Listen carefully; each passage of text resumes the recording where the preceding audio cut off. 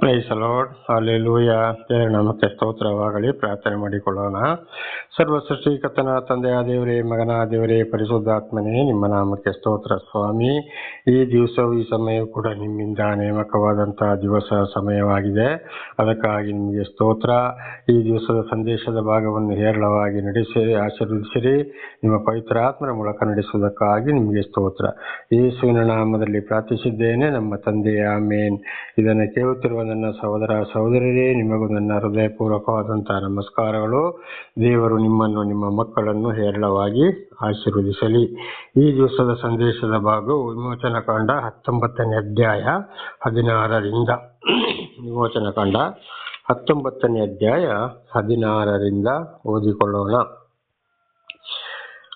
ಮಾರನೆಯ ದಿನದಲ್ಲಿ ಸೂರ್ಯೋದಯವಾಗುವಾಗ ಬೆಟ್ಟದ ಮೇಲೆ ಗುಡುಗು, ಮಿಂಚು, ಕಾರ್ಮಿಗಳು, ತುತ್ತೂರಿಯ ಮಹಾಧ್ವನಿಯು ಉಂಟಾಗಲು ಪಾಳೆಯಲ್ಲಿದ್ದ ಜನರೆಲ್ಲರೂ ನಡಗಿದರು. ನೋಡಿ, ದೇವರ ಮೋಶ ಹೇಳಿದ್ರು, ಮೋಶ ಮುಖಾಂತರ ಮೂರನೇ ದಿವಸ ಅವರು ರೆಡಿಯಾಗಿರ್ಬೇಕು. ಬೆಟ್ಟದ ಕೆಳಗೆ ಇರಲಿ, ಅಂದರೆ ಸೀನಾಯಿ ಬೆಟ್ಟಕ್ಕೆ ದೇವರು ಇಳಿದು ಬರೋರಾಗಿದ್ರು.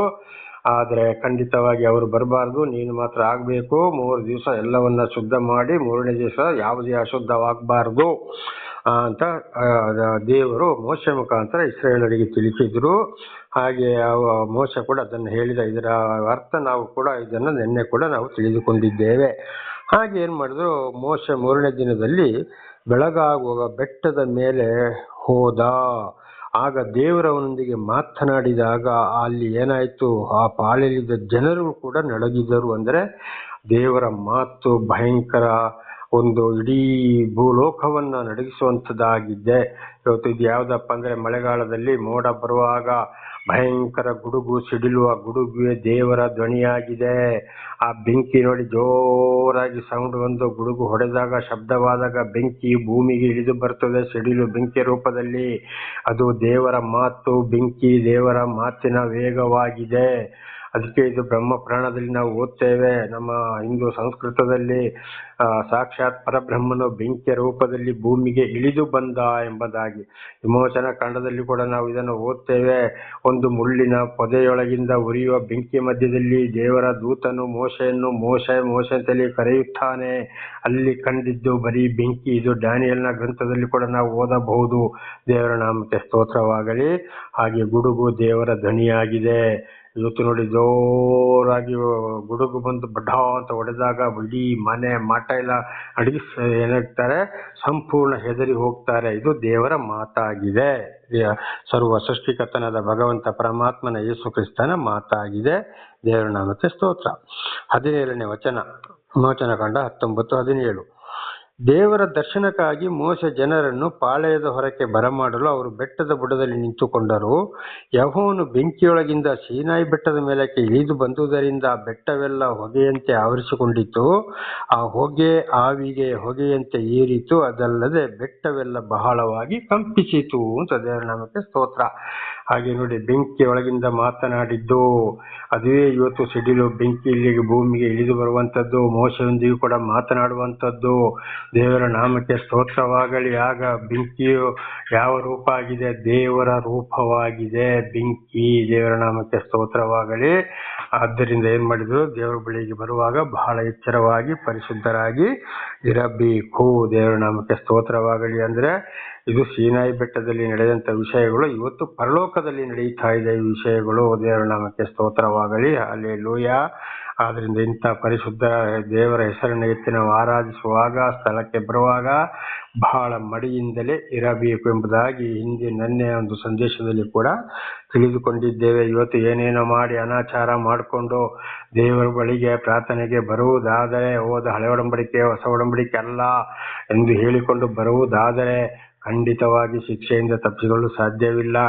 ನೋಡಿ, ಯಾಜಕಕಾಂಡ 19:2 ನಾವು ಓದ್ತೇವೆ, ನಾನು ಪರಿಶುದ್ಧನಾದಾಗೆ ನೀವು ಪರಿಶುದ್ಧರಾಗಿರಿ ಅಂತ.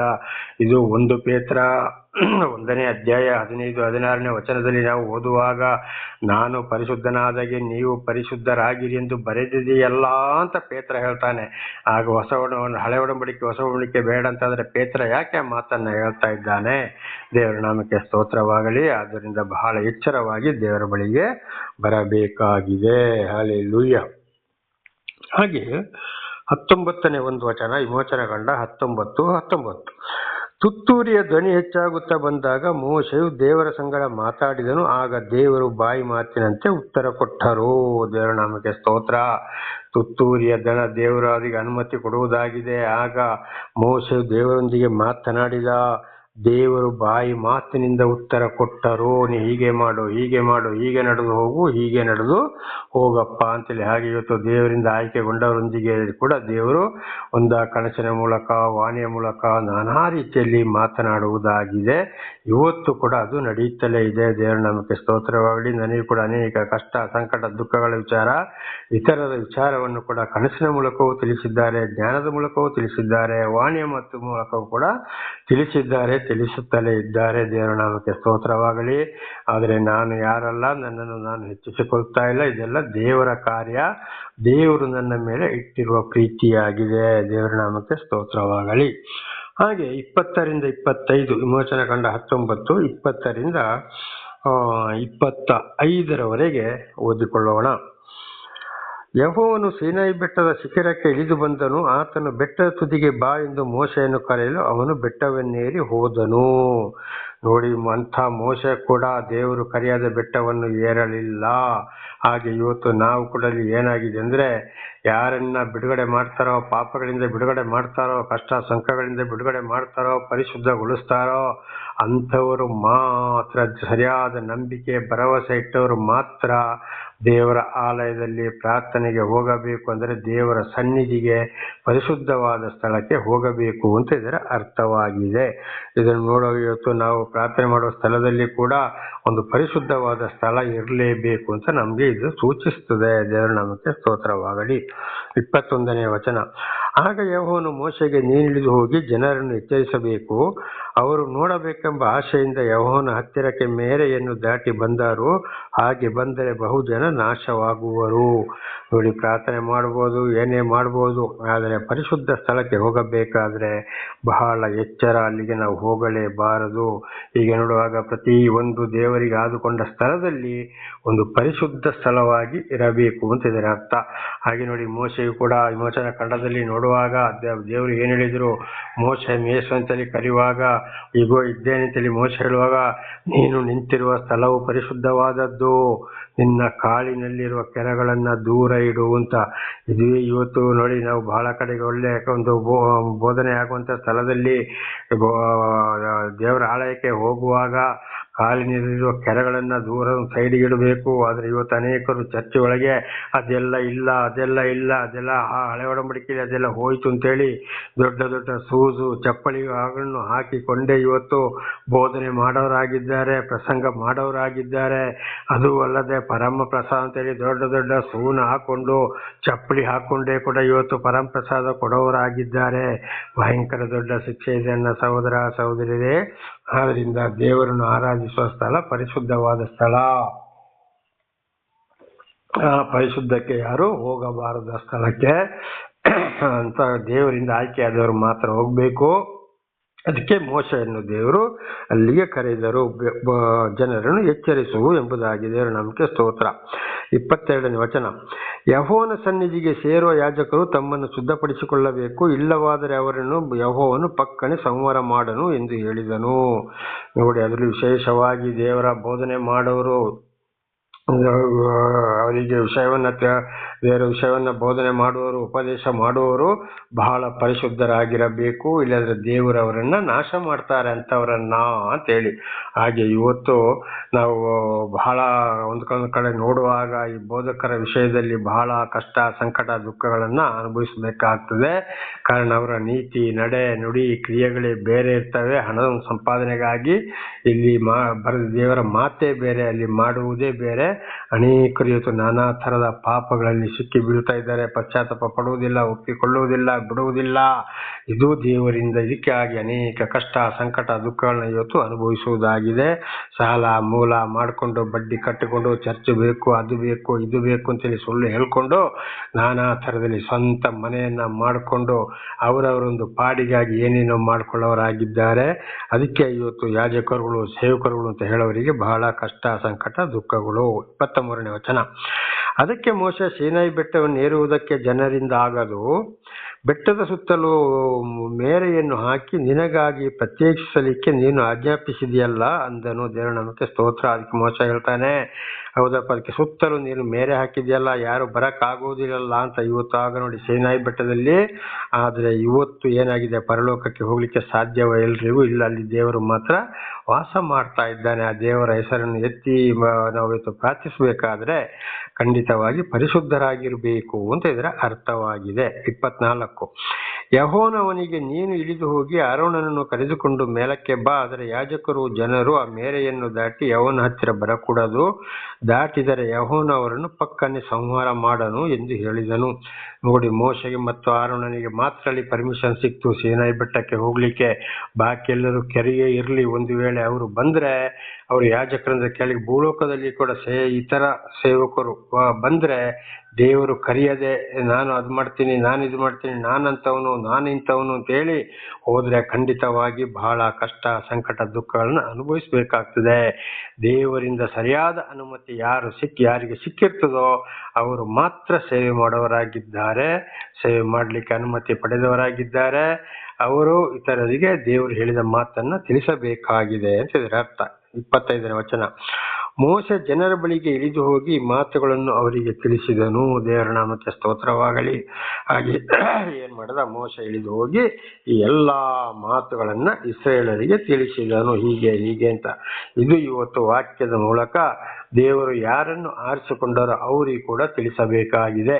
ಹಾಗೆ ನನ್ನ ಸಹೋದರ ಸಹೋದರಿಯರೇ, ನಾವು ನಿಜವಾಗ್ಲೂ ದೇವರ ಬಳಿಗೆ ಬಂದು ಪ್ರಾರ್ಥಿಸಬೇಕಾಗಿದ್ದರೆ, ದೇವರನ್ನು ಅರಿತುಕೊಂಡರೂ ಸರಿ, ದೇವರ ದರ್ಶನ ಆಗದಿದ್ದರೂ ಸರಿ, ಆಗದಿದ್ದರೂ ಸರಿ, ಅದರಲ್ಲಿ ಆದವರಿಗೆ ವಿಶೇಷವಾಗಿ ಪರಿಶುದ್ಧತೆಯನ್ನು ಪಾಲಿಸಿ ನಾವು ದೇವರ ಬಳಿಗೆ ಆಲಯಕ್ಕೆ ಬರಬೇಕು. ಅದಕ್ಕೆ ದೇವರ ಆಶೀರ್ವಾದ. ಇಲ್ಲದಿದ್ರೆ 10 ಆಜ್ಞೆಗಳಿಗೆ ವಿರೋಧವಾಗಿ ನಡ್ಕೊಂಡ್ರೆ, ಮಲಿನರಾದ್ರೆ ಖಂಡಿತವಾಗಿ ಅಂಥವರಿಗೆ ಶಿಕ್ಷೆ. ಹಾಗೆ ಇವತ್ತು ಅನೇಕರು ಏನು ಹೇಳ್ತಾರೆ, ನೀವು ದೇವರ ಬಳಿಗೆ ಬಾ, ಪ್ರಾರ್ಥನೆ ಮಾಡು, ದೇವರು ಎಲ್ಲವನ್ನ ಕ್ಷಮಿಸ್ತಾನೆ ಅಂತ ಅನೇಕ ಬೋಧಕರು ಇವತ್ತು ಬೋಧನೆ ಮಾಡೋರಾಗಿದ್ದಾರೆ.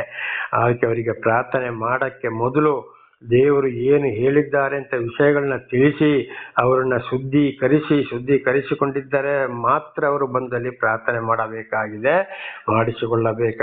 ಎಲ್ಲರಿಗೂ ಪ್ರಾರ್ಥನೆ ಮಾಡುವ ಹಾಗೆ ಇಲ್ಲ, ಬಹಳ ಪರಿಶುದ್ಧರಾಗಬೇಕು. ದೇವರ ನಾಮಕ್ಕೆ ಸ್ತೋತ್ರವಾಗಲಿ.